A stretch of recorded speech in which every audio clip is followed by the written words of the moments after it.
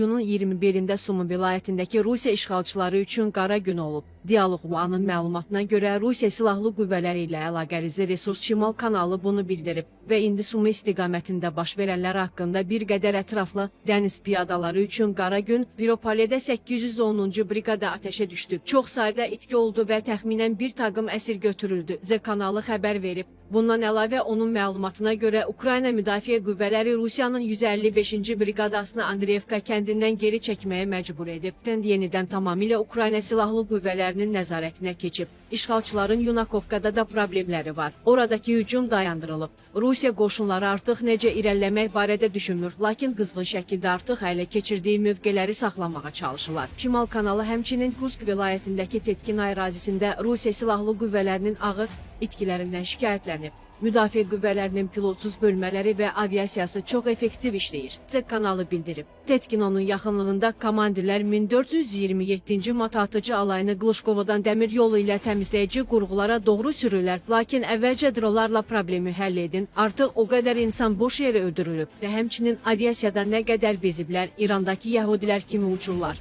Heç nədən qorxmurlar və dəqiqlikləri artıb. Rusiya Silahlı Qüvvələri Sumi vilayətinin sərhəd bölgələrini müxtəlif silahlarla, o cümlədən aviasiya istifadə edərək atəşə tutmağa davam edir. Lakin son məlumatlara görə əraziyə daha dərindən nüfuz etməyə çalışan kiçik hücum qruplarının fəaliyyətində azalma müşahidə olunur.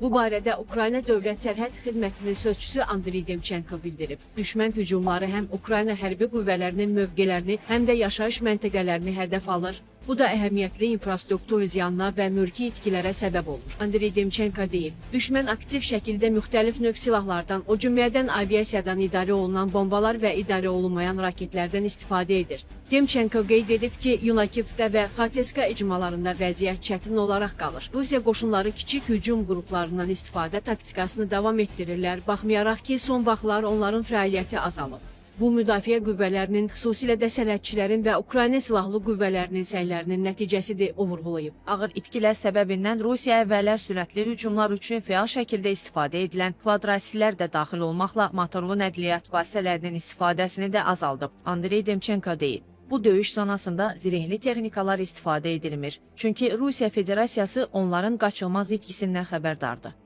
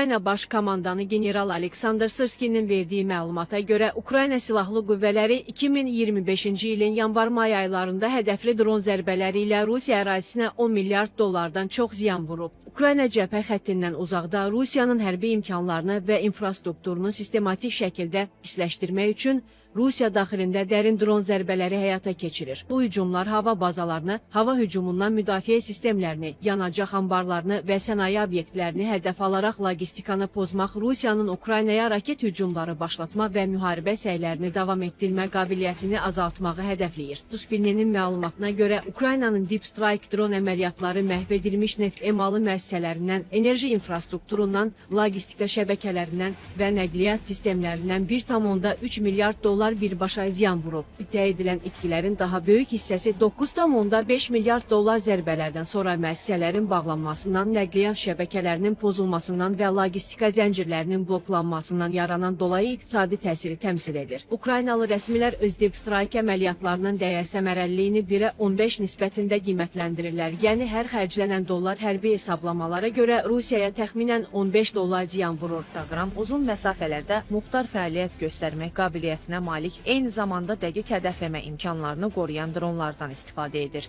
Sırski dərin zərbə əməliyyatlarının genişlənən əhatə ilə davam edəcəyini qeyd edib. O, jurnalistlərə miqyası və dərinliyi artıracağıq deyərək Ukrayna qüvvələrinin mülki şəxsləri deyil, yalnız hərbi obyektləri hədəf aldığını vurğulayıb. Sırski həmçinin etiraf edib ki, Ukrayna kamikadze dronlarının sayında üstünlüyü qoruyub saxlasa da, Rusiya operatorlarına kabel vasitəsilə qoşulan fiber optik idarə olunan dronlarda irəliləyiş əldə edib. Sırski bildirib, təəssüf ki, onların həm sayda, həm də tətbiq dairəsində üstünlükləri var. Fiber optik dronların 40 kilometrə qədər məsafələrə uçması halları var. Biz hazırda bu prosesdə geri qalanıq. Sırski qeyd edib ki, Ukrayna həmçinin öz fiber optik imkanlarını inkişaf etdirir. 20 kilometrlik kabellərlə təchiz olunmuş dronlar istehsal edir. Bu kabel əsaslı əlaqə fiber optik dronları elektron müharibə taktikalarına, məsələn, müdaxilə və siqnal tutulmasına qarşı toxunulmaz edir ki, bunlar da kamikadze dronlarının fəaliyyətini adətən pozur və ya nəzarəti ələ keçirir. Lakin fiber optik dronlar kabel qabının ağırlığı və müqaviməti ilə mübarizə aparmaq üçün gücləndirilmiş çərçivələr və təkmilləşdirilmiş motorlar tələb edir və manevr qabiliyyətləri kabelin maneələrə ilişmə riski səbəbindən bir qədər məhduddur.